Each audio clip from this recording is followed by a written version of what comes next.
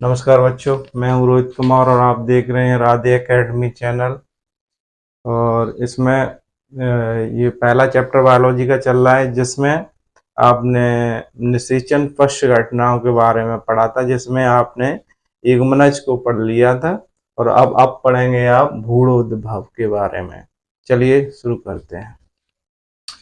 जैसे कि भूणोद्भव आपको पढ़ना है, जिसे हमने आपको समझाने के लिए दो जगह डिवाइड किया है, एक प्राणियों में और दूसरा पादपों में। जैसे कि प्राणियों में आप अलग पढ़ेंगे और पादपों में आप अलग से पढ़ेंगे।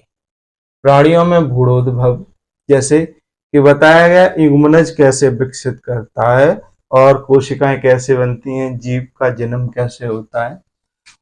भूणोद्भव युग्मनज से भ्रूण के विकास की प्रक्रिया है। यानी भूणोद्भव जो है युग्मनज, इसे जायगोट भी कहते हैं। क्या कहते हैं? जायगोट भी कहते हैं। युग्मनज से भ्रूण के विकास की प्रक्रिया है। भूणोद्भव के दौरान युग्मनज कोशिका विभाजन से गुजरता है। भूणोद्भव किससे गुजरता है? कोशिका विभाजन से गुजरता है। भ्रूण के विभाजन के दौरान कोशिकाओं की संख्या में वृद्धि होती है।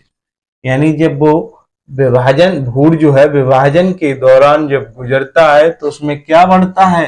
कोशिकाएं बढ़ती हैं। क्या बढ़ती हैं? सेल, यानी सेलों की वृद्धि होती है। कोशिकाओं की वृद्धि होती है। कोशिका विभेदीकरण से कोशिकाओं की के समूह को एक निश्चित रूपांतर से गुजरकर ऊतक, एक निश्चित मापदंड से गुजरते हैं और ऊतक और वह अंगों का निर्माण करते हैं या रचना करते हैं।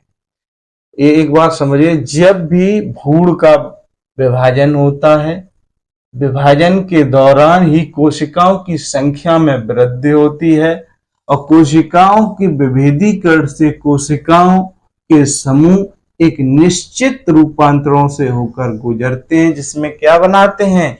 ऊतक बनाते हैं और अंग बनाते हैं। यानी ये बात ध्यान रखने योग्य है कि कोशिकाओं का जब विभेदीकरण होता है, उसी में क्या होता है? एक निश्चित रूपांतरण होता है, जिसमें क्या बनते हैं? ऊतक बनते हैं और अंग की रचना करते हैं, जिसके परिणाम स्वरूप जीव का निर्माण होता है। अब यहाँ एक सबसे जरूरी बात यह है कि जैसे ही युग्मनज में कोशिका का विभाजन होगा, वैसे ही कोशिकाओं की संख्या बढ़ेगी और एक निश्चित मापदंड से गुजरता है। उसके बाद कोशिकाओं की वृद्धि होगी और वृद्धि होने पर टिश्यूज बनेंगे। टिश्यूज के बाद आपको बॉडी के पार्ट्स बनने लगेंगे, जैसे कि यहाँ लिखा है, ऊतक और अंगों का निर्माण होता है।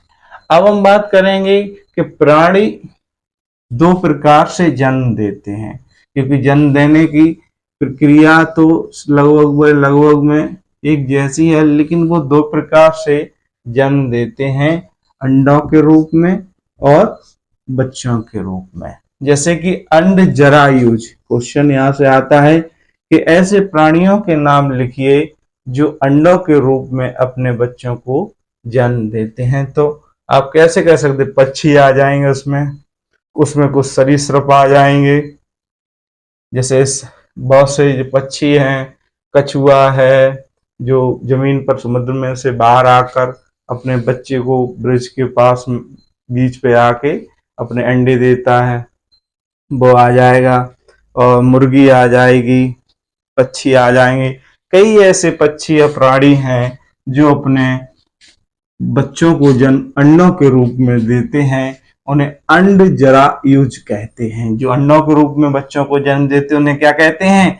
अंड जरायुज कहते हैं। अब जरायुज की बात आती है, इसमें वे प्राणी आते हैं जो किसको? बच्चों को जन्म देते हैं। ये बात ध्यान रखने की योग्य और इम्पोर्टेंट बात है, इसे याद रखना आप। अंड जरायुज क्या है और जरायुज क्या है। दोबारा से ना समझ में आया, मैं दोबारा सब समझाऊं। अंड जरायुज में ऐसे प्राणी आते हैं जो अपनी संतानों को अंडों के रूप में जन्म देते हैं। अब इसमें क्या आएंगे, इसमें ऐसे प्राणी जो सजीव बच्चों को जन्म देते हैं। अब बात आती है प्रसाव की।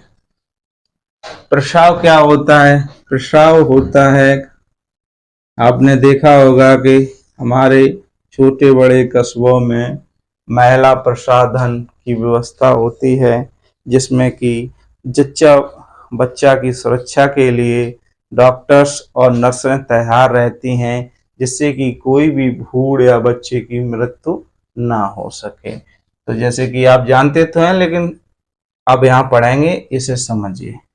सजीव प्रयोजक जीवों में मादा जीव के शरीर के अंदर युग्मनज का विकास होकर शिशु का विकास करता है। यानी शिशु के रूप में शिशु का विकास होता है। एक निश्चित समय के बाद प्रसाव द्वारा पैदा किए जाते हैं। यानी जैसे हम मनुष्य की बात करते हैं, उसमें क्या होता है कि मेल और फीमेल के निषेचन के बाद महिला के पेट के अंदर या उसके शरीर के अंदर ही जायगोट का निर्माण होगा। जायगोट के निर्माण के कुछ समय पश्चात ही वो प्रसाव के माध्यम से वो अपने बच्चों को जन्म देती है। जिसे आप प्रसाव अवस्था कह सकते हैं या प्रसाव कह सकते हैं। ये बात क्लियर हुई, प्रसाव क्या है?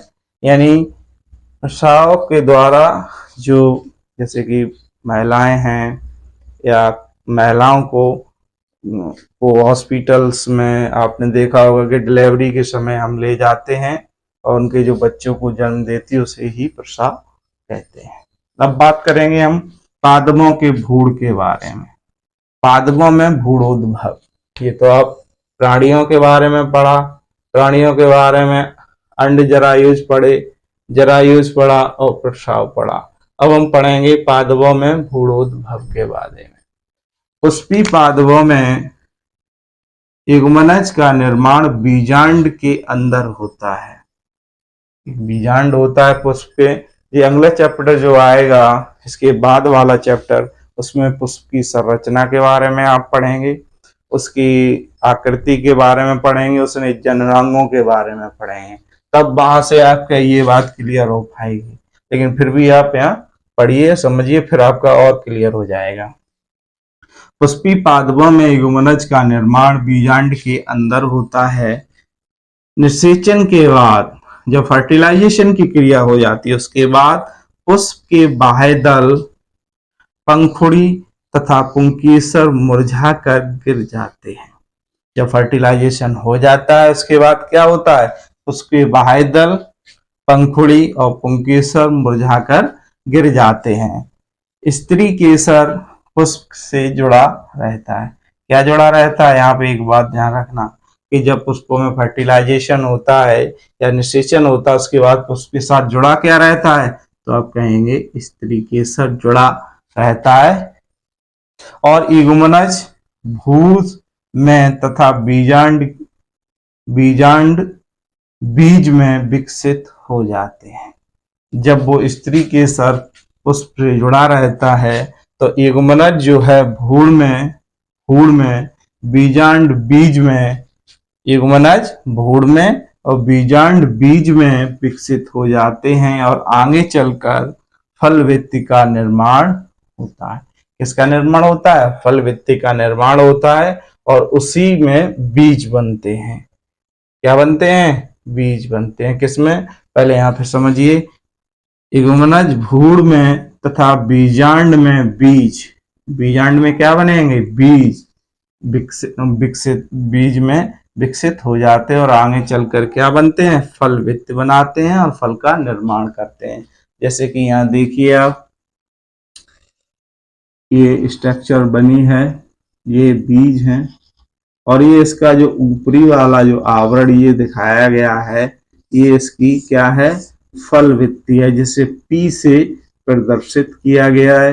एस क्या है, बीजों की किस्मों के बारे में बताया। पी क्या है, फलवृत्ति। एस क्या है, इसकी किस्मों के प्रकार। जब ये पूर्ण रूप से विकसित हो जाएगा तो बीज, ये जब विकसित हो जाएगा यानी ये सूख जाएंगे, बोने लायक हो जाएंगे, तो क्या होगा, बीज को जब अनुकूल परिस्थिति आने पर अनुकूलन होता, सॉरी, परिस्थिति आने पर अंकुरित होता है और नए पादपों को जन्म देते हैं। जैसे कि ये बीज कंप्लीट आपको जब मिल जाएंगे, सूख कर सही हो जाएंगे, और इन्हें इनकी परिस्थिति मिलने पर, बीजों को इनकी परिस्थिति मिलने पर इन्हें अगर हम कहीं बो दें तो ये अंकुरित होकर पौधा बनाते हैं। पौधा बनाकर एक नए बीज का, वो नए पौधे का निर्माण करते हैं। उस पौधे में क्या होगा, यही प्रोसेस फिर चलेगी।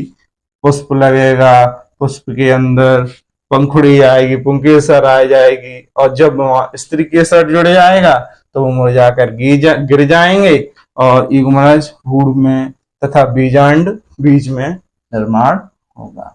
तो ये चैप्टर यहाँ पे कंप्लीट होता है। इसमें से कुछ चीजें और हैं, जैसे कि कुछ जीवों की अनुमानित आयु भी आपको पढ़नी है इस चैप्टर में। जैसे कि एक बार और ये देखें, हाथी की लगभग में आयु 75 वर्ष होती है, गुलाब की 2 से 7 वर्ष होती है, कुत्ते की 15 से 16 वर्ष होती है, तितली जो जीती है सिर्फ और सिर्फ 1 से 2 सप्ताह जीती है, कौवा 15 वर्ष तक जीता है, केला जो केले लगते हैं वो 25 वर्ष तक जीवित रहता है, गाय 26 से 27 वर्ष तक जीती है, और मगरमच्छ 60 वर्ष तक जीता है, और बरगद 2 वर्ष तक जीता है, और घोड़ा 50 वर्ष तक जीता है। अब इसके बाद आप क्वेश्चन करने हैं। ये आप चाहे तो शॉर्ट स्क्रीन लेना चाहे तो शॉर्ट स्क्रीन ले सकते हैं, और ये याद करने वाली बात है, इसे तो जरूर याद रखिए, जैसे कि जनरल नॉलेज के लिए भी काम आ जाता है। इसके बाद इसके क्वेश्चन करेंगे। अब देखिए इस पार्ट के कुछ क्वेश्चन हैं, जैसे कि बाहरी मुकुलन जो होता है वो किस में पाया जाता है। बाहरी मुकुलन ईस्ट में, मार्केंसिया में, हाइड्रा में, या ए और बी में। कि हमने मुकुलन के बारे में बताया था, मुकुलन क्या होता है, उभार के रूप में बाहर निकलता था। तो इसमें किस में होगा, हमने बताया था ईस्ट और हाइड्रा। तो आंसर क्या होगा, डी होगा आपका। अब आगे पढ़िए, बायोफिल्म में कायक प्रवर्धन होता था। बायोफिल्म में हमने बताया था आपको, एक ऐसी पत्ती दिखाई थी आपको बना के, और इस पत्ती में क्या होता था, ऐसी वो जड़ें निकलती थी। क्या निकलती थी, जड़ें। तो ये किसके द्वारा होता था, पत्ती द्वारा। किसके द्वारा होता था, पत्ती द्वारा। अब दूसरा क्वेश्चन देखिए, आलू में किस प्रकार का कायिक प्रवर्धन होता है। प्रकंद में, पूर्ण कलिका में, पर्ण में, आंख में। तो आलू में किस प्रकार का बताया था, आलू था, हमने चित्र भी बनाया था। आलू में ये ऐसी, इनको क्या बोला था, आंख बोला था। क्या बोला था, आंख। तो आलू, इसमें किस प्रकार का कायिक प्रवर्धन पाया जाता है। कायिक मतलब होता है त्वचा के द्वारा। कायिक अवस्था कहलाती है। कायिक अवस्था इसमें क्या कहा है, प्रजनन अवस्था, इसमें कोई नहीं, जीव की अवस्था। तो इसमें आंसर होगा ए। सबसे ज्यादा गुणसूत्र किसमें पाए जाते हैं। मानव में कितने होते हैं, 23। कुत्ता में, फर्न में। इसका आंसर होगा आपको फर्न। अब देखिए, अगर चाहें तो आप शॉर्ट स्क्रीन ले सकते हैं इसकी। अब इधर देखिए कि जी, अब ये आपको लिखने वाले थोड़े आंसर हैं, तो यहाँ 1 2 करके हम आपको इनके आंसर देंगे। जीवों, पहला है कि जीवों के लिए जनन क्यों आवश्यक है। इसका आंसर लिखेंगे हम, यहाँ आंसर लिख रहे हैं, ठीक है। जीवों में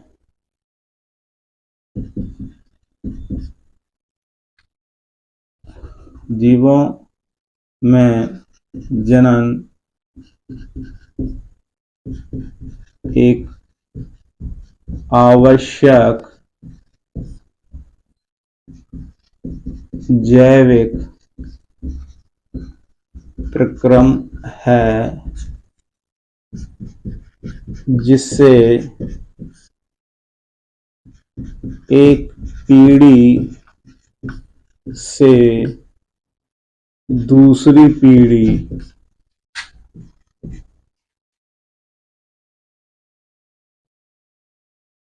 चलती रहती है और प्रत्येक प्राणी अपने जनकों को उत्पन्न करता है।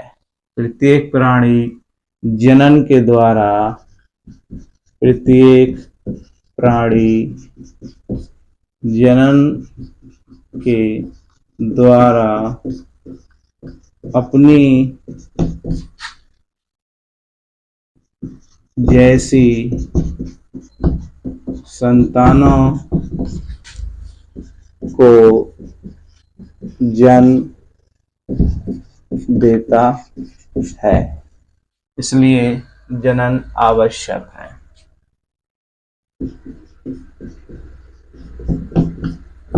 जनन आवश्यक है। अब इसमें जनन की विधियां नहीं पूछी गई हैं, तो जीवों में जनन क्यों? क्योंकि वो अपने जैसे जीवों को जन्म देते हैं और एक पीढ़ी से दूसरी पीढ़ी चलते रहते हैं। तो ये आंसर हो गया। दूसरी विधि है कि जनन की, एक आंसर हो गया पहले वाले का, ठीक है।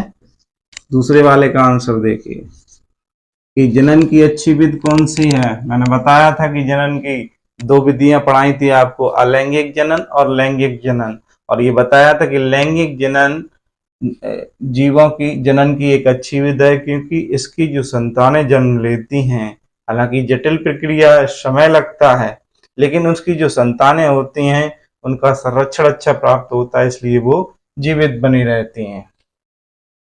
अब जैसे बात करते हैं जनन की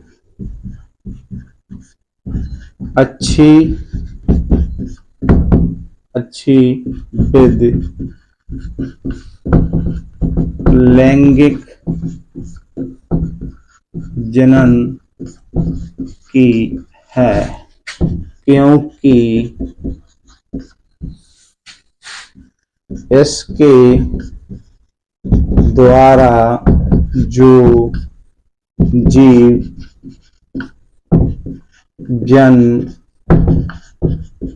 लेता है उसे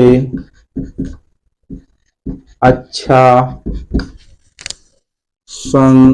संरक्षण प्राप्त होता है, जिससे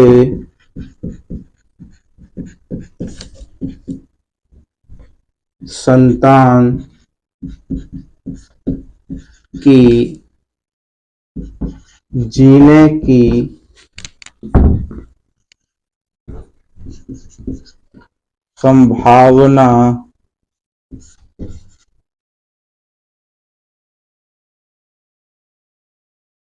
संभावना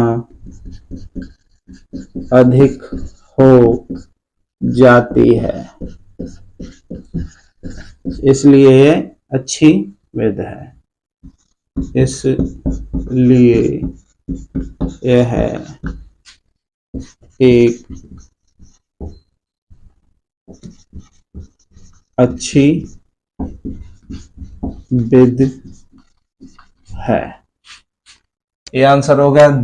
पहले दूसरे का हो गया, तीसरे का हो गया। पहला हमने बता दिया आपको जीवों के लिए जनन क्यों आवश्यक है, ये आंसर हो गया। दूसरा का भी मैंने लिखा दिया अच्छी विधि क्यों है, क्योंकि इसके जो जीव हैं तो जीवों के जीने की संभावना अधिक हो जाती है और क्योंकि इन्हें संरक्षण प्राप्त होता है। अब तीसरे की बात करते हैं। तीसरा क्या है? क्लोन क्या है और ये किस प्रकार के जनन में होता है? आप समझिए क्लोन। ठीक है, तीसरा आंसर लिख रहे हैं। क्लोन ये ऐसे ऐसी लिखो, ऐसी संतान जो अपने जनक यानी पिता, लिख देता हूं, पिता के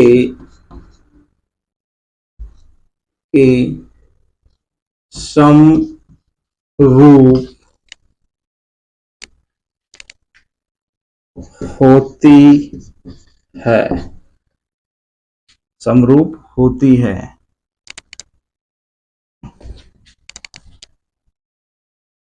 अपने पिता के समरूप होती है,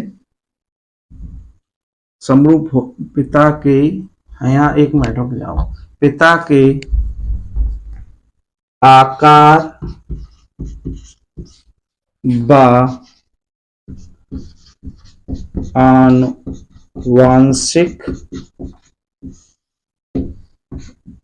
आनुवांशिक रूप से समान होती है, ऐसे जीव, ऐसे संतान के लिए क्लोन शब्द का प्रयोग करते हैं। 3 हो गए। अब देखिए, ऐसी संतान जो अपने पिता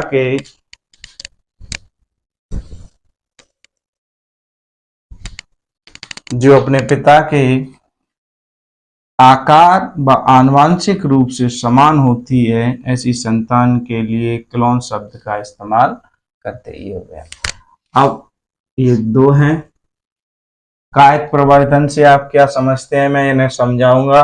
कायिक प्रवर्धन त्वचा के द्वारा किसी भी भाग के द्वारा नई जो संतानें होती हैं उन्हें, जैसे कि आप इसमें से कायिक प्रवर्धन को पढ़ेंगे तो पौधे के किसी भाग के द्वारा या जीवों के किसी भी भाग के द्वारा नई संतानों को जन्म देना ही कायिक प्रवर्धन कहलाता है। जैसे कायिक प्रवर्धन से आप क्या समझते हैं, ये समझिए कि पौधे पादपों में या जीवों में, नंबर 4 की बात कर रहा हूं मैं, पौधे या पादपों में उनके कायिक भाग के द्वारा नए जीवों को या पादपों को जन्म देना ही कायिक प्रवर्धन कहलाता है। इसकी 2 उदाहरण हम बताएंगे आपको, यहाँ लिख सकते हैं, तने द्वारा, जड़ें द्वारा। ठीक है, 2 उदाहरण पूछे हैं, ठीक है, या उदाहरण पूछे हैं तो पत्ती के द्वारा, और जीवों में अगर बात करें तो प्लेनेरिया द्वारा, क्योंकि वो जीवों को कटता है, हमने आपको पिछली वीडियो में पढ़ाया था, वहां देख सकते हैं।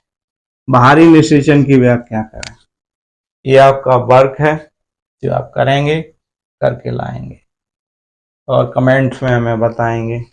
तो आज की क्लास यहीं पर समाप्त होती है, और वीडियो पसंद आई हो तो लाइक और शेयर करें और सब्सक्राइब करें और अपने दोस्तों को